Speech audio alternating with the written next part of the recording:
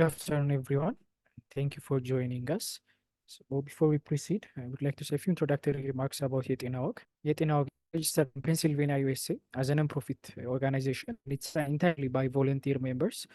So the picture you see on the right corner is a picture of all our volunteers. So we currently have more than 70 active volunteer members spanning across 5 different countries and counting more.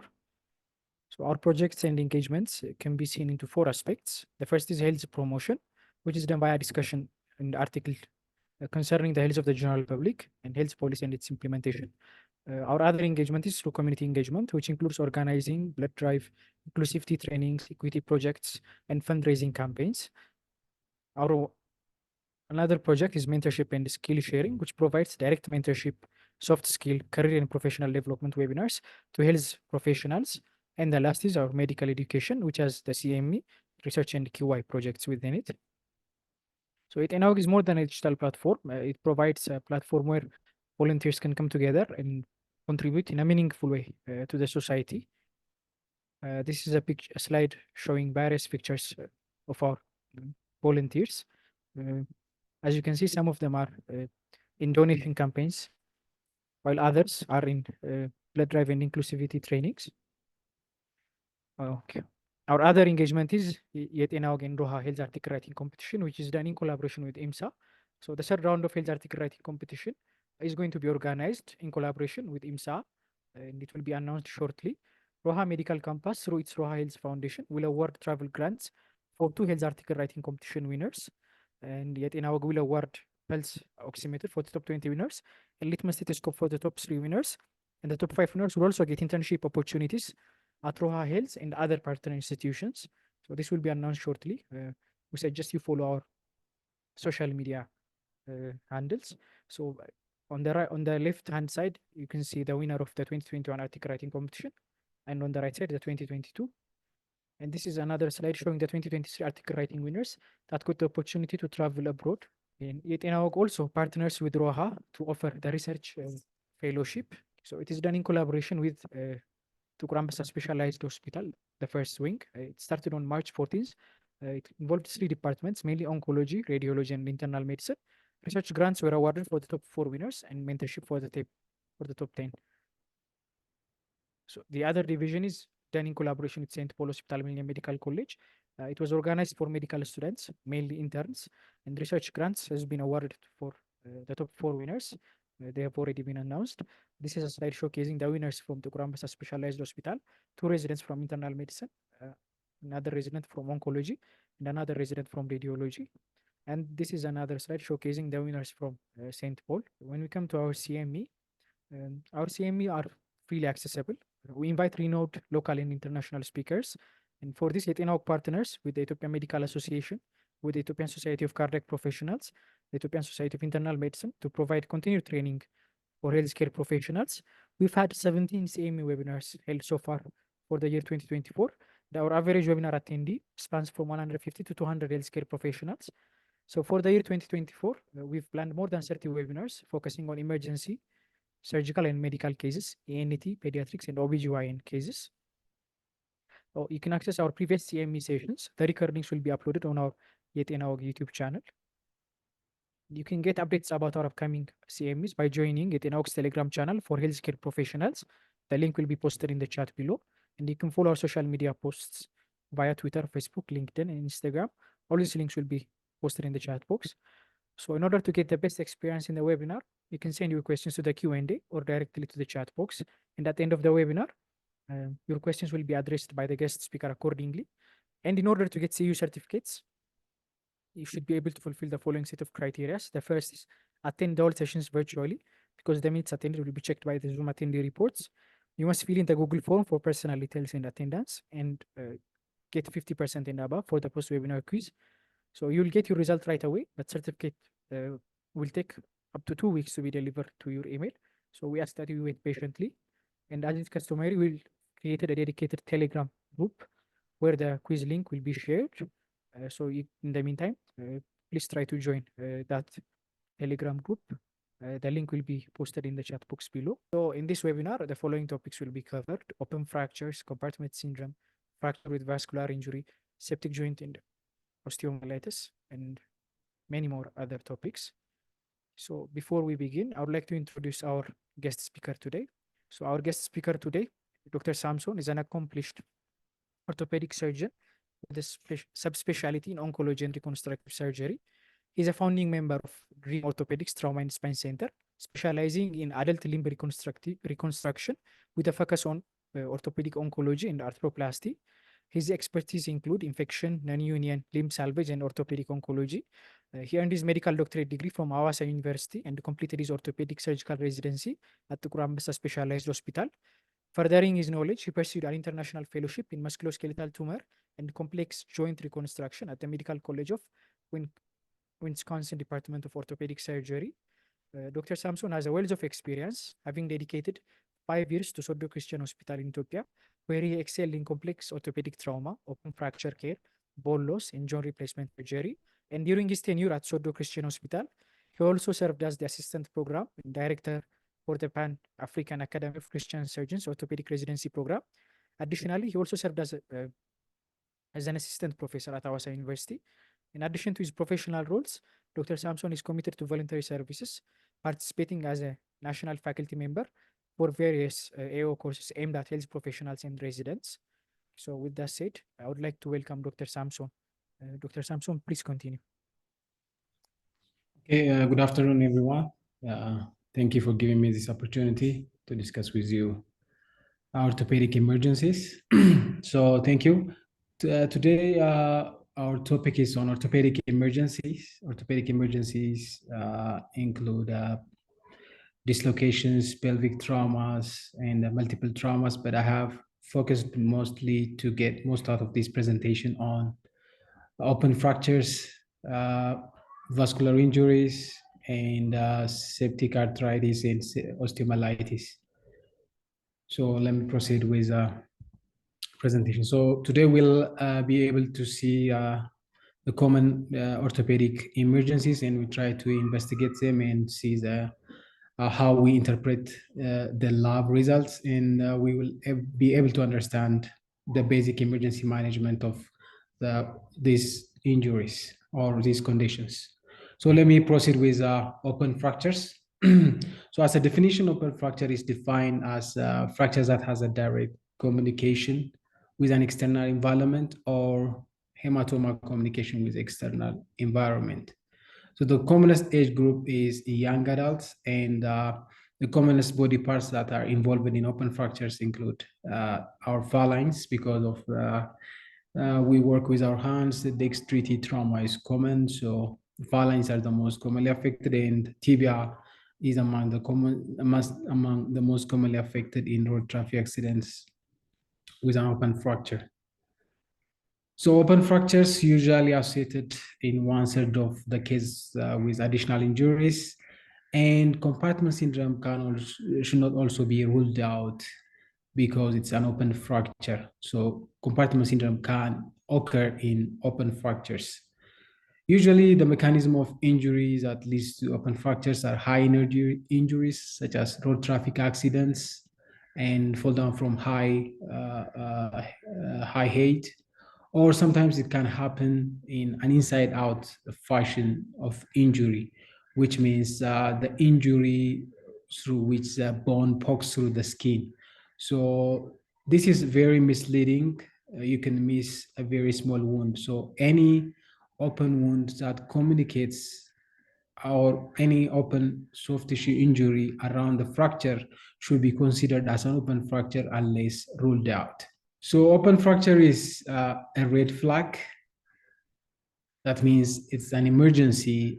That means it can lead to a debilitated condition like limb-threatening condition or life-threatening condition from an infection. So we should consider open fracture as an emergency whenever we see it. So an open fracture is associated with significant morbidity because it takes a lot of resource and a lot of management to get the fracture to unite once it's an open fracture. So we have to be careful not to neglect or ignore the significance of an open fracture, and we need to act quickly. So a delay in the management is proven to include the likelihood of complication, mainly complications like infection or osteomyelitis or infected non-union. So we have to give an emphasis on management of unopened fractures. So what's the pathophysiology of an open fracture? So usually open fracture is contaminated because of our normal flora over the skin. And this normal flora of the skin will be inoculated on the bone. And as we all know, the blood flow during trauma is decreased because of the torn microvasculatures around it, devitalization of the periosteum, injury of the muscle. So there will be less blood supply around an open fracture. Plus, there will be inoculation of the skin flora. This will lead to an infection. So there is a decreased blood supply around an open fracture.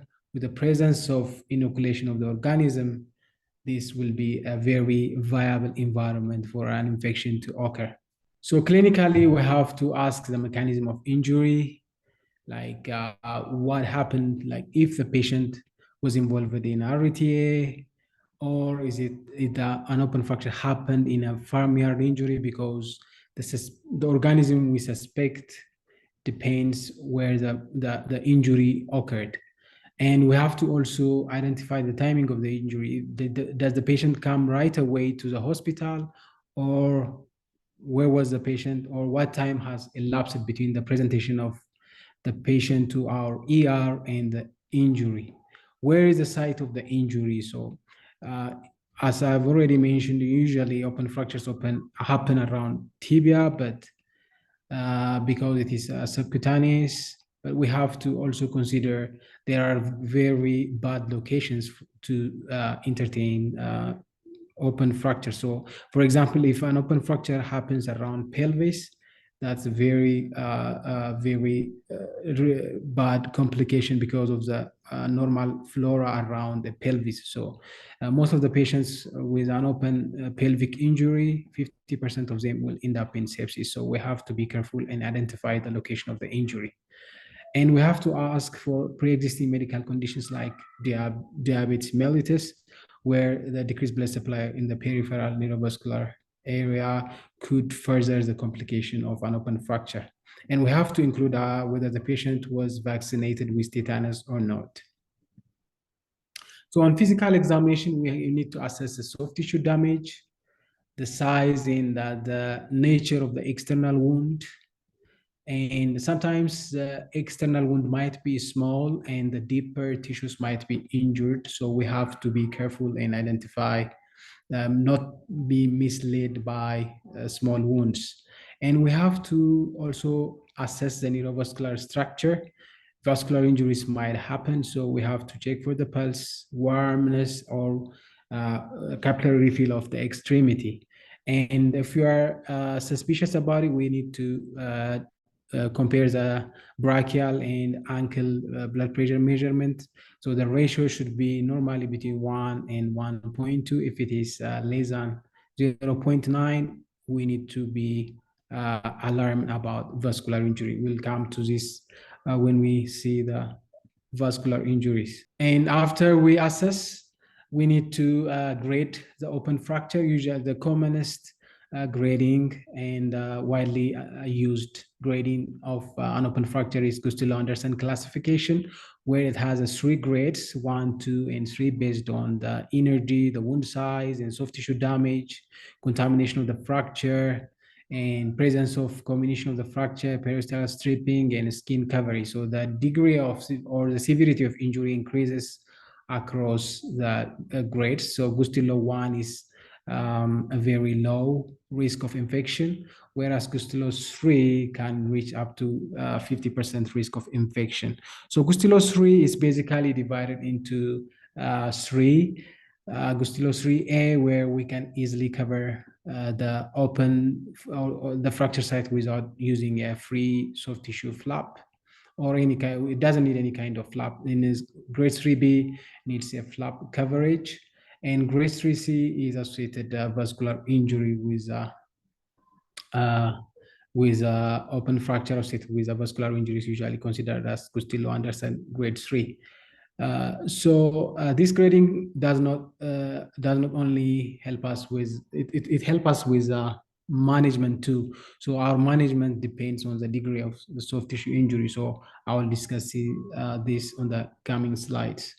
So Gustillo-Anderson is a very important classification that one should know to help the patient get improve quickly or dictate our management.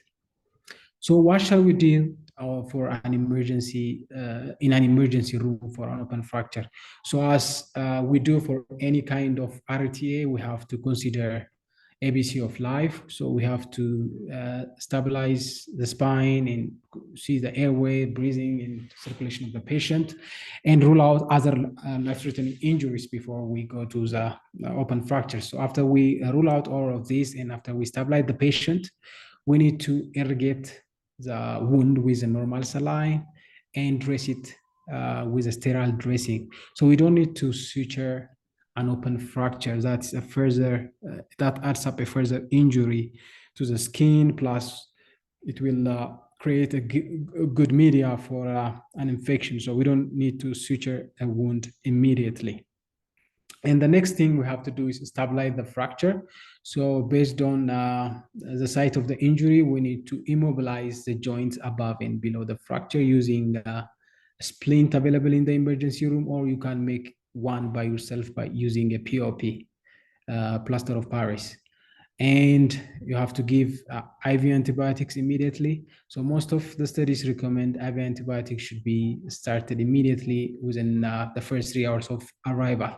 So you have to give a TAT and send the patient for X-rays based on your assessment. So if the patient fall from height, you need to include spine, calcaneus, knee X-rays, and hip X-ray. So based on the mechanism of the injury and your assessment, send for an X-ray. And if on your X-ray you see an extension of the fracture into the joint, you need to send for a CT scan to further classify or clearly see the severity of the injury around the joint.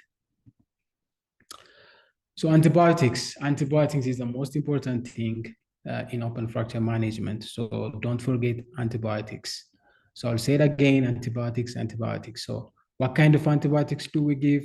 What's the timing? So give antibiotics within the first 3 hours of arrival. So do not delay antibiotics. Delayance of antibiotics in many studies have shown the risk of infection increases with delaying the antibiotics.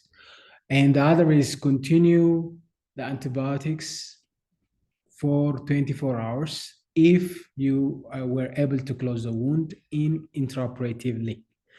But if not, continue the antibiotics until the second debridement or until you cover the fracture site. So based on the types of the open fracture, like for example, if it is Gustillo 1 and 2, you start the first generation cephalosporin. And if it is, if the patient is allergic to cephalosporins, you can start clindamycin or vancomycin. To be honest with you, the antibiotic allergy is very, very low. So many studies have shown that there is no real antibiotic allergy. So don't base your assessment on the patient's suggestion only. You have to make sure the patient has real allergy when you choose your antibiotics. So clindamycin or vancomycin if the patient is allergic. And for Gustillo 3, you add aminoglycosides, and third generation cephalosporin can be added to, can be used. Or if it's a farmyard injuries, heavy contamination, you can use high dose penicillin for anaerobic recovery. So the Gustillo-Anderson classification helps you for your choice of antibiotics for 2. And the definitive management of an open fracture is irrigation and debridement. That should be done in an OR. So in an operative theater, you take the patient. Usually it's preferable if you take the patient within the first 24 hours of arrival. And when we say irrigation, you have to irrigate with There are many options of solutions that you use to irrigate, but you can use saline, which is readily available.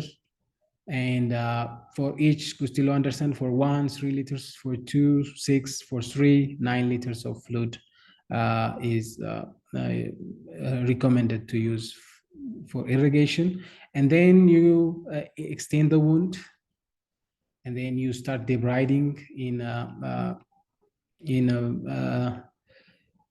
a fashion where that is like you can start from superficial to deep and take out the dead tissues and devitalize the bone. So a free fragment bone that's not attached to the soft tissue should be removed. That increases the risk of infection if you don't take it out. So bone fragments and dead tissues debrided. And if you're able to, or if you have the expertise to cover the wound, it is very appropriate to cover the wound right away, immediately cover the wound.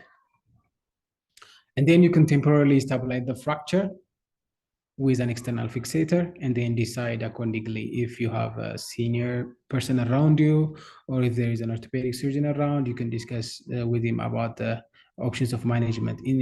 Occasionally, or sometimes you can even do right away internal fixation based on the level of contamination and the timing of the patient presentation to the hospital.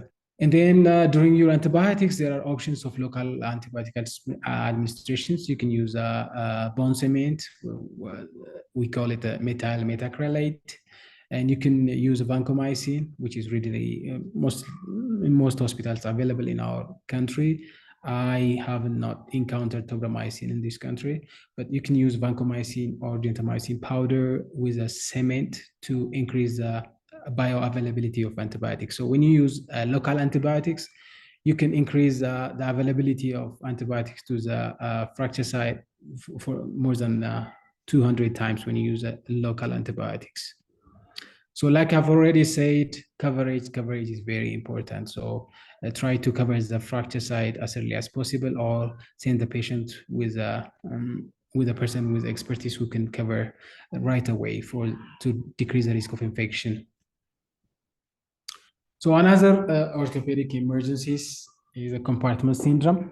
So this is a really top emergency. So compartment syndrome doesn't give you time. So if you suspect compartment syndrome, that's a serious condition. You have to reassess the patient every 10 to 15 minutes to make sure you are actually diagnosing compartment syndrome, because we don't have a lot of time to salvage a compartment syndrome. So usually within 4 to 6 hours, there will be irreversible damage to the nerve and musculoskeletal, to the muscle and the nerve.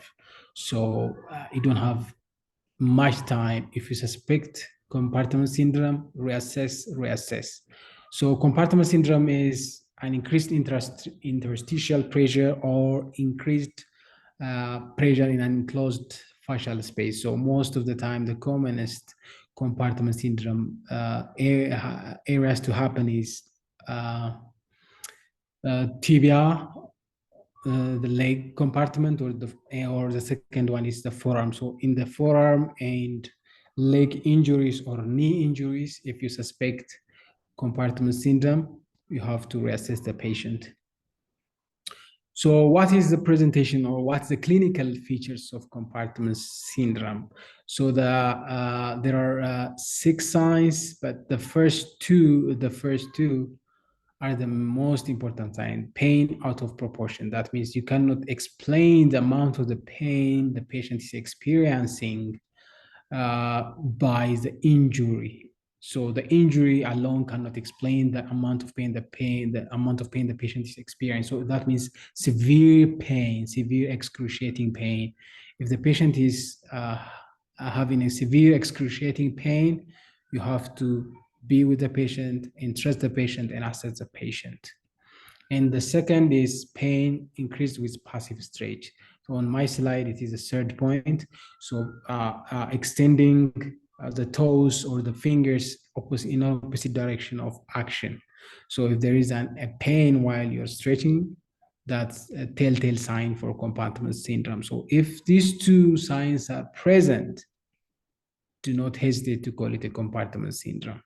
So I would rather be wrong and take the patient to the OR rather than missing a compartment syndrome. So be vigilant and be decisive and take the patient immediately to the OR.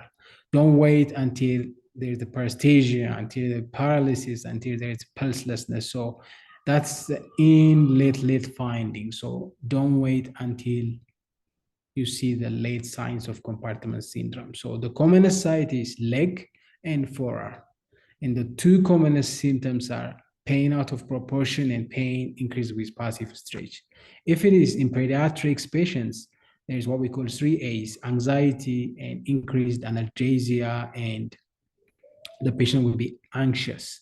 So the amount of analgesia required by the patient increases in disproportionate amount by the injury. So if the patient is asking for, if the pediatric patient is asking for more anti-pain, and if it's anxious and agitated, you have to be suspicious. So compartment syndrome is a top emergency. So if you see this kind of injuries and a knee dislocation, be suspicious about compartment syndrome. So high energy tibial fractures, high energy proximal tibial fractures, knee dislocations are at a very high risk for compartment syndrome. So if you see this kind of energy, don't send the patient at home unless you trust the patient. So when we diagnose a compartment syndrome or suspect a compartment syndrome, we have to take down all the dressings down to the skin from top to bottom, including the patient's clothing, remove all the cast and splints, elevate the limb, rests in 20 minutes, maximum 20 minutes. And if you are sure about it, take the patient for fasciotomy or refer to the person who can do fasciotomy. So don't wait on compartment syndrome. Okay, the third emergency topic I've chosen for today's session is fracture with vascular injury. So perform an accurate assessment and presentation and post-stabilization. So usually when the patient presents to our ER, we try to splint to decrease pain. That is right. But we have to make sure we have assessed the vascular injury before and after our manipulation, after our stabilization. And then especially you have to be sure not to miss vascular injury. Vascular injury doesn't give us much time. So when do we suspect vascular injury? High energy blunt traumas, like a patient hit by a car, significant fracture displacement. If you can see distorted limb, you have to be suspicious of vascular injury. Knee dislocations. In knee dislocations, we tend to miss vascular injuries. So sometimes there is what we call intimal injuries, or there is no direct laceration of the vessel, but the intima of the blood vessel will be injured. Through pulsation of the artery, the intimal injury will expand and further might lead to vascular injury. So in knee dislocation, you have to be vigilant and observe the patient for vascular injuries. So penetrating trauma of different kinds can be bullet or sharp penetrating traumas can lead us to vascular injury. So we have to make sure whether there's no vascular injury or not when we see penetrating trauma. So always check for the following in a vascular injury: pulse, color, capillary field, temperature, and compartment pressure. So in knee dislocations, usually the vascular injuries are caused by this compartment pressure. So make sure you check the pulse, the color, the capillary field, and the temperature. So there are what we call hard signs and soft signs. So the hard signs, if there is no pulse, and if it is pale, and if there is a rapidly expanding hematoma, so suspect the vascular injury suspicion should be the top on the list. And the soft signs include bleeding, proximity-related injury, neurologic finding from nerve, like median nerve injury or hematoma. So we have to make sure we know all these hard signs and soft signs. So if you did your vascular exam and if you did not find a pulse, the best thing to do in the ER is realign the fracture and reassess. And If there is no improvement, do a ABI test, the ankle brachial index test. So if the ankle brachial index test is less than 0.9, you go for CT angiogram or consult a vascular surgeon. In case of an open fracture around the knee, check for heart signs, realign the limb.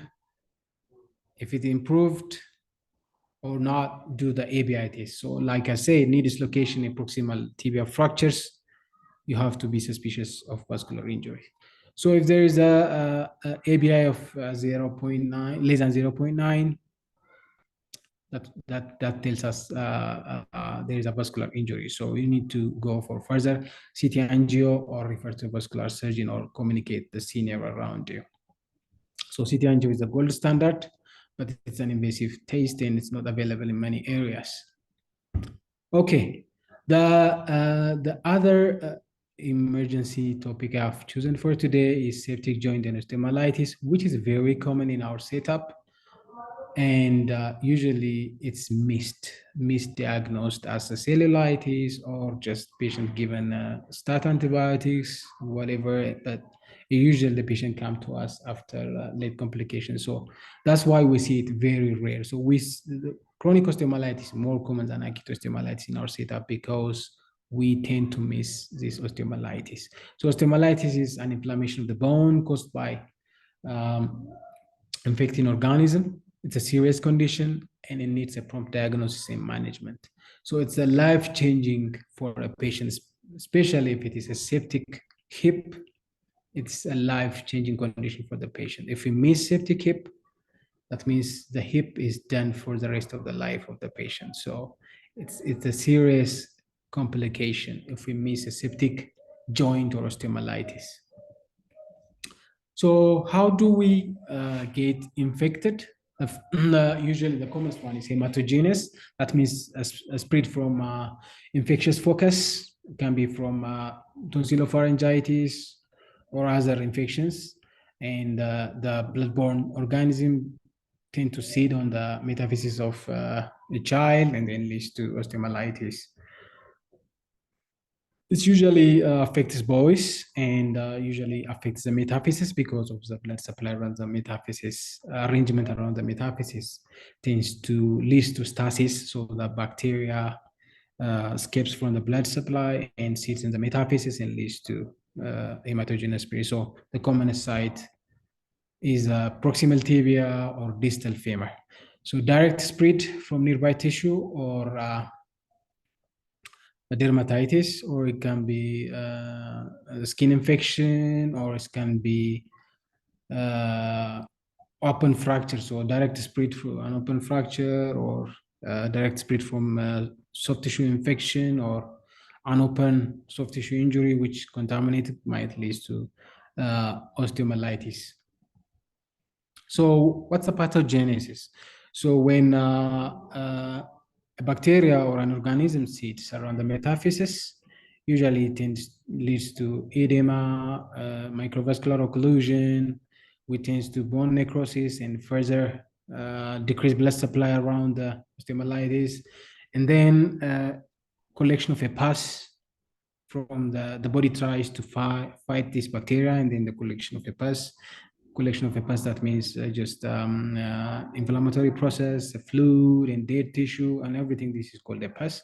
So this finds a way through the vaginal canal and tends to elevate the periosteum, and which leads to further devitalization of the bone. And finally, it ends up as a chronic osteomyelitis or a dead bone or sequestrum, as we call it. So as you can see from this diagrammatic presentation, there will be inoculation of the bacteria, and then the blood supply blocked through the inflammatory process, and arterial occlusion and capillary blood flow will decrease around it, and then the collection of the pus. And the pus tends to escape through the vaginal canal and tries to elevate the periosteum, and then the bone around that area will be dead. So it's called sequestrum. A dead bone is called a sequestrum. So we don't need any. We have to be vigilant and promptly be able to diagnose osteomyelitis to prevent a dead bone. So the management of a dead bone is very difficult. So what are the commonest cause? The commonest cause depends on the age, but among all age groups, Staph aureus is the most common cause of osteomyelitis. Group E streptococcus is common in neonates, Shigella kingae more in younger age groups, and Pseudomonas associated with direct puncture wounds around the foot. Haemophilus influenza is another cause, but it's decreasing due to the vaccination, availability of vaccination. And Salmonella most commonly in sickle cell patients, but still Staph aureus is the most common cause of osteomyelitis. So the clinical presentation of osteomyelitis include limb pain, recent local infection or trauma. We need to ask for that and obtain immunization history regarding Haemophilus influenza. That will help you what kind of bacteria you have to cover when you choose your antibiotics. Whether this patient has taken antibiotics or not. And in symptoms, usually the kid or the patient comes to you with a pain and unable to bear weight on that extremity. And generally, they might be toxic or not, but usually they're not toxic. But they are most of the time febrile. And on physical examination, there will be edema, warmness, and swelling, and tender to touch. And look for point tenderness in the spine and pelvis, in the lips.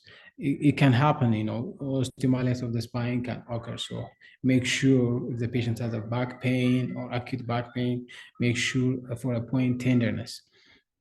And range of motion is restricted due to the pain. So pain, unable to weight bear, local tenderness, warmness, we have to be suspicious. Like I've said, for the compartment syndrome, it's better to overtreat osteomyelitis than misdiagnose it. So overtreat osteomyelitis, don't misdiagnose.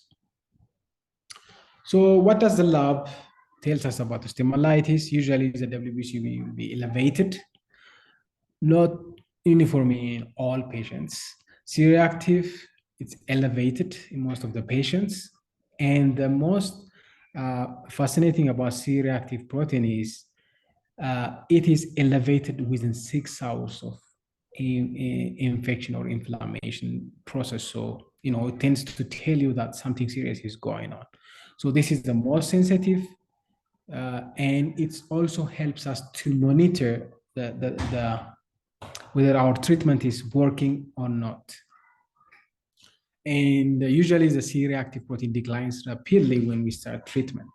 So as I've already said, C-reactive protein is the most important indicator. It tells us one thing, it rises immediately. The second thing, it is the most sensitive. And third, it helps us to monitor, when our treatment is on the right track, the C-reactive protein tends to decrease rapidly. ASR is a very important test, and it's elevated in more than 90% of the patients with osteomyelitis. And it rises within the 48 hours to 72 hours of inflammation or infection. You can aspirate, so this can help us for a definitive diagnosis. You can send for culture, and the culture can be positive in about 50 to 70% of the patients. And if it is positive, it will tell you which kind of antibiotics you can direct for the treatment of the patients. You can also send blood culture, but the sensitivity is very low. It's up to 50%. It can be negative too. Okay, how can we treat osteomyelitis? Osteomyelitis can be treated non-operatively if the patient presents early and there is no subperiosteal abscess. And surgery is usually indicated for early presenters if there is no clinical improvement on the antibiotics. So begin empirically, generally we start with cloxacillin in our country. And then if you're suspicious of or high local prevalence of MRSA, you can start on clindamycin and vancomycin. And if your gram stain shows you gram-negative bacilli, you can add cephalosporin. So cephalosporin alone is not enough. As I've already said, the commonest cause is Staph aureus, and cloxacillin is the best option, at least to start with. And then after you send your culture, you change it to the specified antibiotics. Typically treat IV antibiotics. This is controversial. Usually it says 4 to 6 weeks in many literatures, but the treatment depends on patient response to your treatment. So if the patient is responding, you can decide when to stop your IV antibiotics, but typically it's recommended to start IV antibiotics and continue for 4 to 6 weeks. Operative treatment. So like I've said, it's better to overtreat osteomyelitis. Take the patient to the OR, look for deep abscesses, drill the bone, irrigate the bone, and follow with IV antibiotics and direct your IV antibiotics after you culture. Taking the patient to the OR usually helps you to take a sterile culture that will help you to avoid contamination. So the indications for surgery is late presentation, that means deep abscess or peritoneal abscess, failure to respond to antibiotics, chronic infections. Obviously, there is a dead bone, you should take it out. But when do we take out the dead bone? It depends on the patient's condition and the type of injury and the site of the injury. So in hemodynamically unstable patients and patients who cannot undergo surgery, you can treat the patients for infection with IV antibiotics. Other very important emergency is septic arthritis of the hip. Don't miss septic arthritis, overtreat septic arthritis, because it is a very devastating complication. So pediatric septic hip arthritis, an intra-articular infection in children that peaks in the first few years of life. So usually we miss it in pediatrics age group. So if the child presents to you with a hip pain and unable to move the hip, unable to weight bear, better to consider it as septic hip. So usually it occurs in the first few years of life. That means a younger age group, and 50% of the cases occur in children younger than 2 years of the age. Hip joint is the most commonly involved in about 35% of septic arthritis. Knee joint is the second joint involved. And in general, hip is involved because, like I've already said, osteomyelitis can lead to hip. Osteomyelitis can lead to septic arthritis in intra-articular metaphysis. So intra-articular metaphysis is distal fibula, the hip, and the elbow joints. So these are intra-articular metaphysis. So if there is an osteomyelitis of these areas, they tend to end up in osteomyelitis, septic arthritis of the hip. So what's the pathophysiology?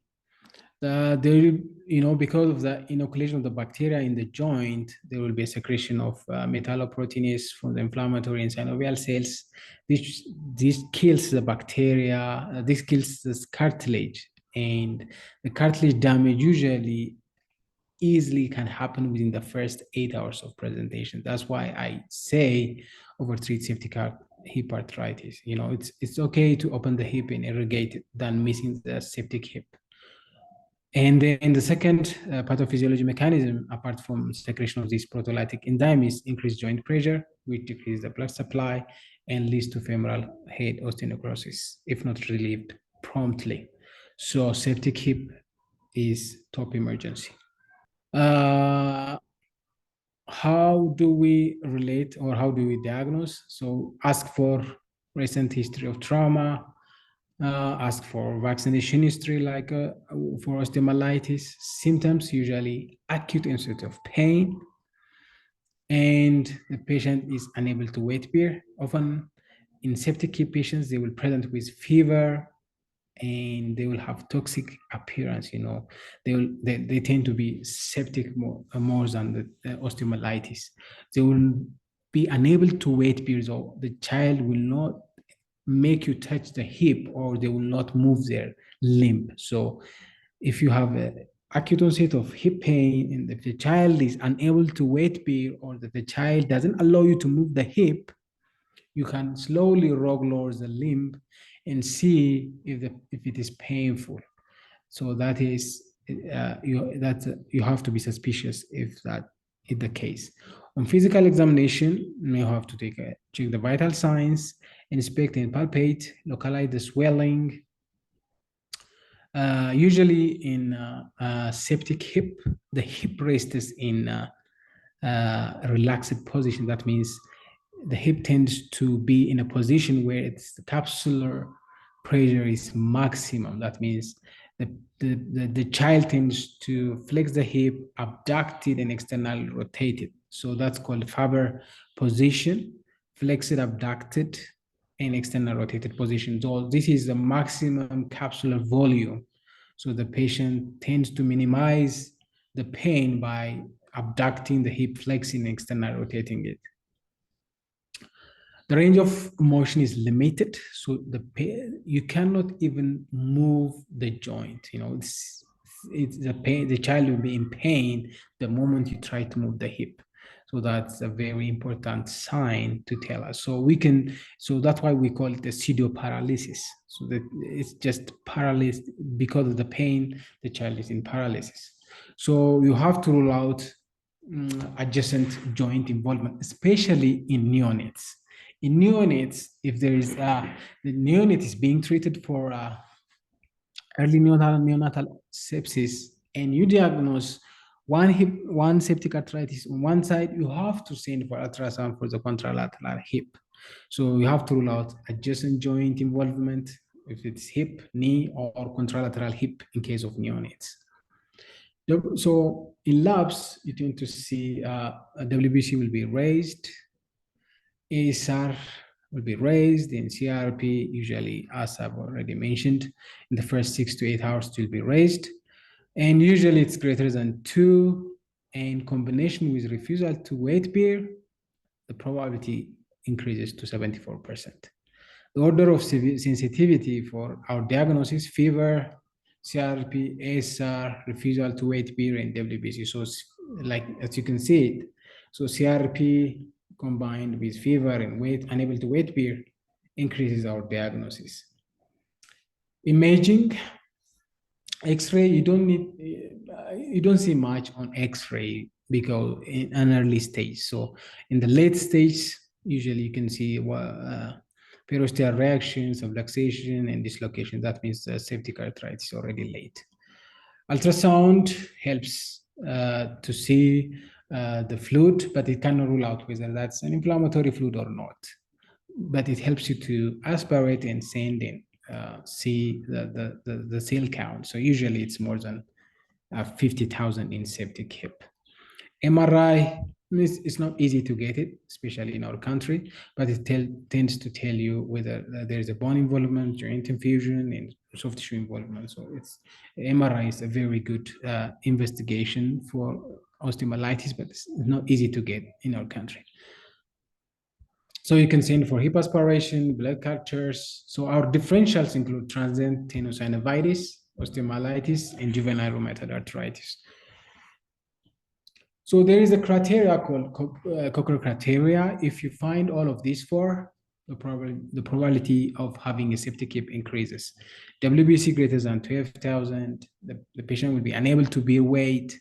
The fever greater than 38.5 degrees Celsius, and ASR is greater than 40 millimeter per hour. So this tells you that there is definite septic hip.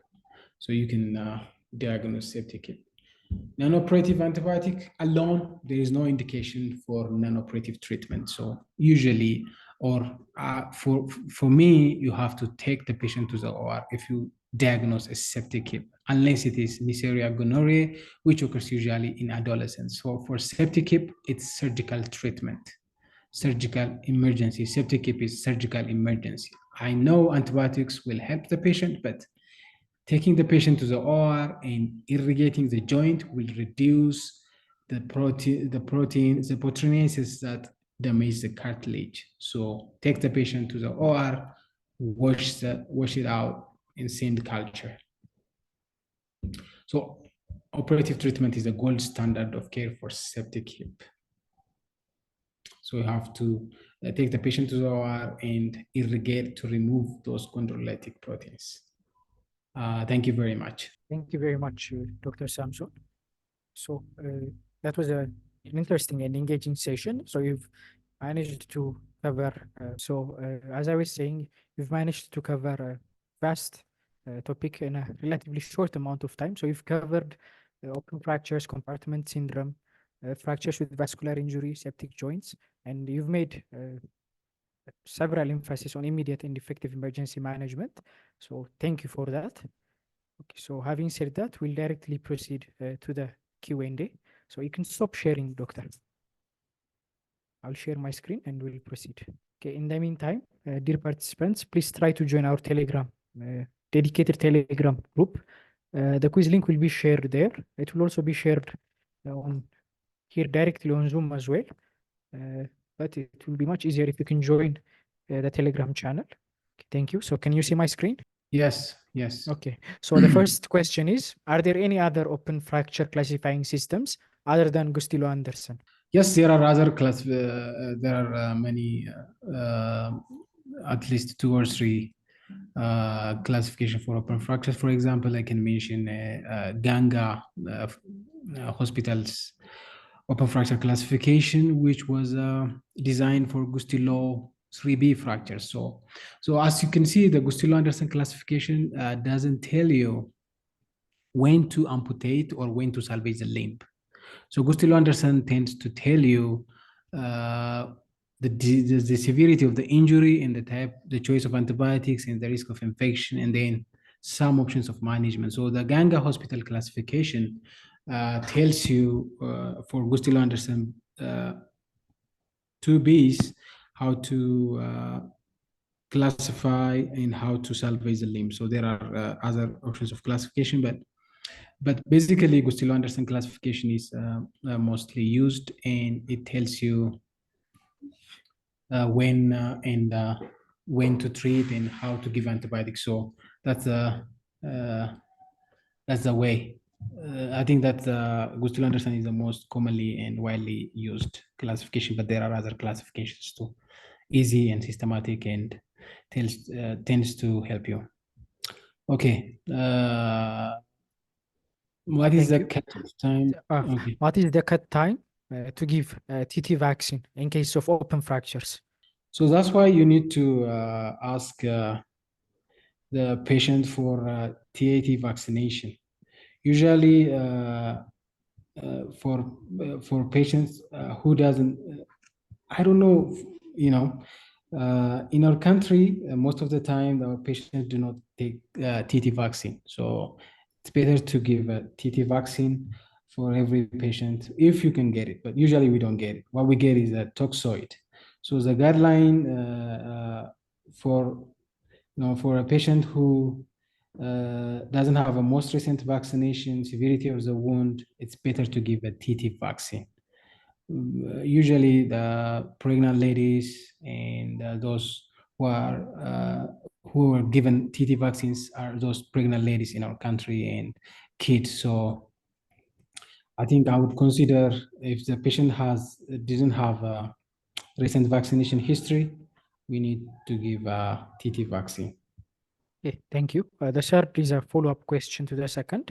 And at what age too should TT vaccine be given in pediatrics? Other follow-up is, how do we calculate the ankle brachial index? Ankle brachial index calculation is usually you compare the brachial blood pressure and then the ankle blood pressure, and you take the ratio.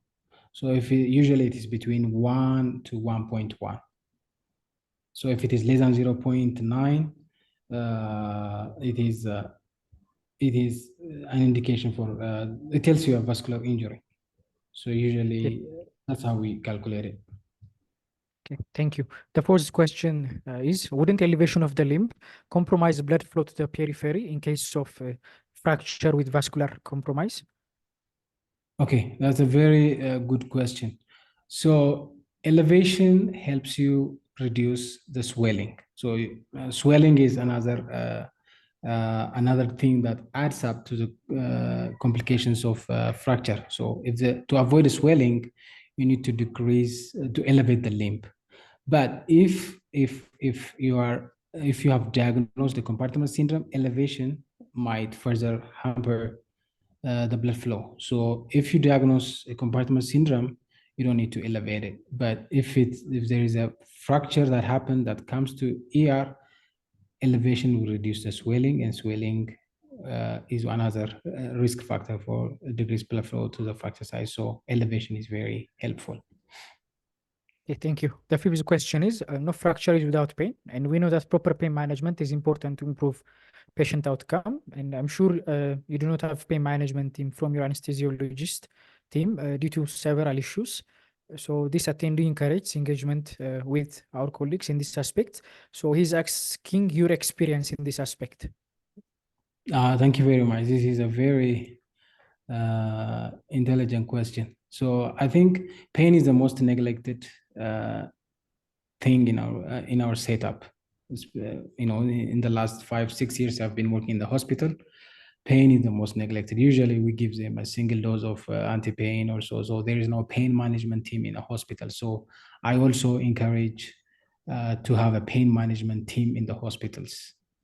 So this is a very important thing. So for every trauma patient, for every fracture patient, for every patient, post-op patients, we need to have a pain management team and have a pain management protocol. This is very helpful.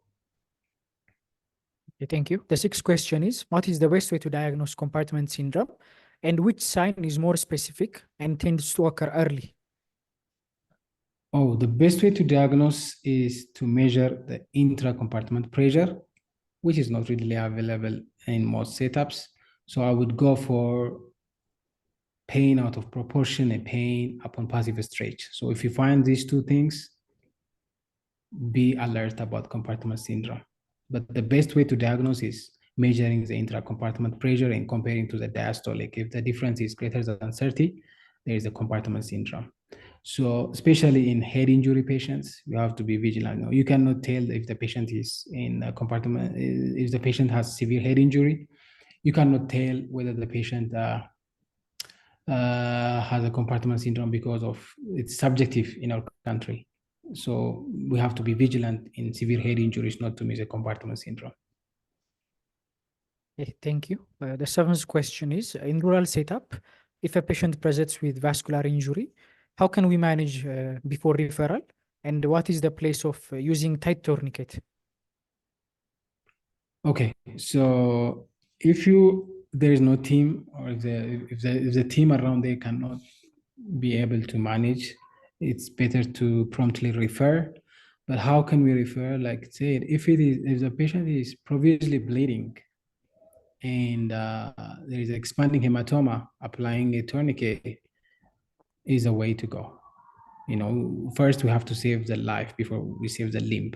So we have to apply a tight tourniquet, but refer him promptly. Okay, thank you. The eighth question is it realistic to mention angiogram, CT scan, and CRP for the diagnosis of some of the pathologies mentioned in the majority of our population? Okay. CRP is becoming available right now. CT angiogram is not, like you say, not available in most of the setups. But, if you don't have CT angiogram, that means you don't have a vascular team that helps you. But I don't know the right answer for this question, but the protocol is just if you have brachial index, refer to surgical surgeon or do CT angiogram so I don't know the right answer, whether it is relevant to mention it or not, but I know we don't have this, but it's becoming available right now. It's improving. Okay, thank you. The ninth question is, what is the role of fasciotomy after the golden time in compartment syndrome? Very controversial question. So it depends upon the timing of the passage. Like if it is more than 24 hours, there is no need to do compartment syndrome. Even the risk of infection is very high if you do compartment syndrome after the golden hour. So within the first 24 hours, I would say it's controversial. You can attempt fasciotomy, but after 24 hours, there is no need to do compartment release or fasciotomy. This is because there will be a dead muscle, which will be exposed to the environment and increase the risk of infection. So golden hour is a better time to do, but the first 24 hours you can try. Okay, thank you. The 10th question is, what are our options if there is a fracture with vascular damage and the CT scan is not available for angiography? Vascular injury with a fracture. So I think the option is just to send him to the vascular surgeon. Okay, thank you. Send- So Stabilize the fracture, send it to the vascular surgeon. thank you. The 11th question is, for those having closed fracture with vascular injury in the limbs with unstable vital signs, how can we manage them in poor setup? Okay, vascular injuries, unstable vital sign. If the patient is profusely bleeding, we have to stop the bleeding. So as in ABC of life, so the first in C is to stop the bleeding. So you have to stop the bleeding by applying tourniquet and then start straightening the limb and securing double IV line. And then after you secure your double IV line, start transfusing the patient with the blood. If you have plasma and platelet, that's wonderful in 1-to-1 ratio. And then refer the patient to communicate with the hospitals with a direct phone call. Don't just send the patient, there will be a delay. So communicate with the hospitals and arrange the referral and send the patient. So secure IV line, control the bleeding, transfuse the patient, and arrange the referral, and referring the patient would be the best option. Okay, thank you. The 12th question, I believe it's been addressed in the lecture, but it says, in septic arthritis, is surgery indicated for all or only for severe ones? And what is the place of antibiotics? Septic arthritis, surgery is always indicated unless it is an adolescent and if you're suspicious of Neisseria gonorrhea, where you can only treat with IV antibiotics. So the risk of not taking the patient to surgery outweighs rather than not doing the surgery. So when you take the patient to surgery, you irrigate the joint so that you decrease the toxins that damage the cartilage. So taking the patient to surgery is more beneficial than just IV antibiotics. So takes the patient promptly to the OR, irrigate, and then start IV antibiotics after you take the culture intraoperatively. Okay, thank you. The last question reads, what will happen if we don't close open fractures and instead put them on POP? The POP can stay for weeks to months, so how can we check the wound? So on POP, when you apply a POP for a closed fracture, for an open fracture, you need to create a window. So you create an opening around the cast, and we try to look the wound through that window. You follow for signs of infection through the window. So you have to make sure you be able to access the wound when you apply a POP over a fracture site. Make a window. Okay, thank you. So more questions are coming up. So the 14th reads, for pelvic fractures with hemodynamic instability, and also Morey Laval pelvic packing is important, but is not done in most places. Why is that? So Morey Laval means is a closed degloved injury. That means that the subcutaneous tissue is degloved and there is collection of serous and blood under the skin. So for this kind of patients, the management is controversial.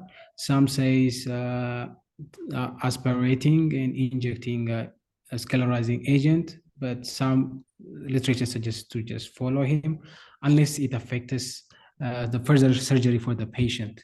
So in pelvic fractures with hemodynamic instability, pelvic packing, I think it's about experience. So most of the surgeons who have not experienced it doing a pelvic packing, pelvic packing is very important. It's a life-saving procedure. If the patient continuously bleeds from the pelvis, you have to do it to stop the bleeding. So I think it's all about experience, but it is one of the most important options of management to stop a bleeding for pelvic fractures. Thank you. The 15th question reads, can you please describe in short the methods of stabilization of open or contaminated fractures of the hip, femur, and tibial bones, both temporary and the main methods and the systems as well? Okay. temporarily, you can stabilize open tibia fractures with a POP until you take them to the OR. So tibia fractures are, like I've said in the lecture, the most commonly open fractures tibia. So you can stabilize it temporarily with a POP, start IV antibiotics, TAT, X-ray, and then take the patient to the OR. In the intraoperatively, based on the assessment of your wound, the depth of the injury, the level of contamination, you can choose between X-fix and intramedullary nailing. So most of the times, the severity of the injury is very high. If it is Costello B and above, you can do X-fix temporarily, cover the fracture, and then transition to definitive management with intramedullary nail. For femoral shaft, open femoral shaft fractures, I wouldn't recommend to put the femoral shaft fractures on X-fix because of quadriceps injury through the pin tract that could lead to knee stiffness and the pin tract infection from the femur because the X-fix pin goes through the huge area of soft tissue. The risk of infection is very high for femoral shaft fracture. So I would recommend irrigation and debridement, IV antibiotics, traction, and then if the wound is clean, you can proceed with intramedullary nail for femoral shaft fractures.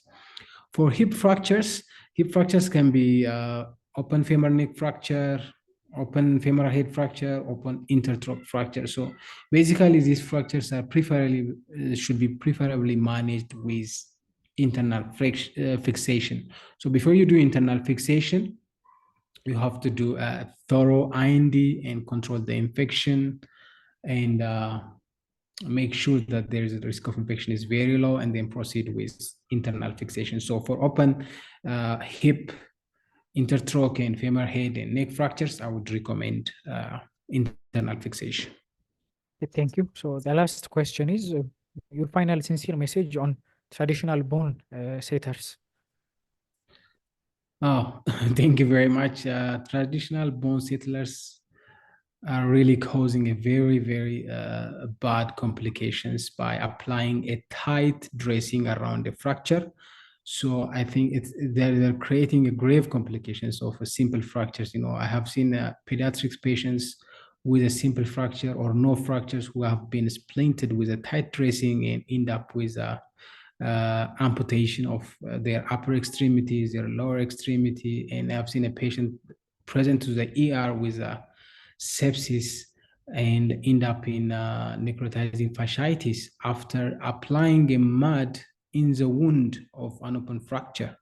So I think they are causing a very grave complication. So I would say we have to teach our community and stand up for our patients to prevent further complication from inappropriate management of traditional bone settlers. Okay, thank you very much. So you've addressed all of the questions that have been raised so far. Okay, I'm ready. Okay. Can you see my screen, doctor? Yes, I can see. Okay, so the first question reads, which of the following is not part of an emergency department management in open fracture? A is IV antibiotics within 3 hours of arrival to the ER. B is take a picture of the wound and dress it with sterile gauze. C is suture the wound immediately to stop the bleeding. And D is follow the trauma ATLS protocol to address the life-threatening injury. And E is none of the above.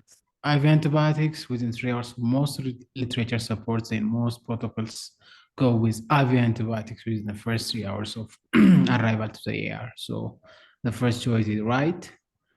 And take a picture of the wound and dress the wound with a sterile gauze and mobilize the fracture. So usually you don't need to show the wound to anybody coming to see. For example, most of the time the junior practitioner or the resident or the junior senior might see the wound first. And then if the senior wants to see and comes to see the wound, you don't need to take it. You need to take the picture, the size, and the circumferential picture of the wound dressed with sterile gauze. So taking on and off dressing in the emergency room increase the risk of infection. So this is part of the treatment. Suturing the wound. So don't suture an open fracture. You further increase the risk of infection and damage the skin. follow the trauma ATLS protocol as usual. For any patient coming to the ER, we need to follow the ATLS protocol, address life-threatening situation first, and then go to the limb-threatening. So none of the above. So suturing the wound is not part of the open fracture management. Okay, thank you. The second question reads, which of the following is not among the diagnostic criteria for septic hip in pediatrics? A is elevated ESR greater than 40 millimole per hour. B is WBC greater than 12,000 cells. C is fever greater than 38.5 degrees Celsius. D is X-ray of the proximal femur suggestive of periosteal elevation. And E is none of the above.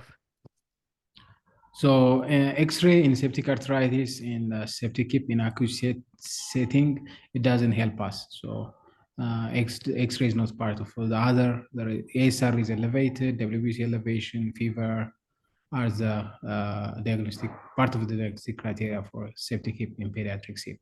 So X-ray doesn't help us.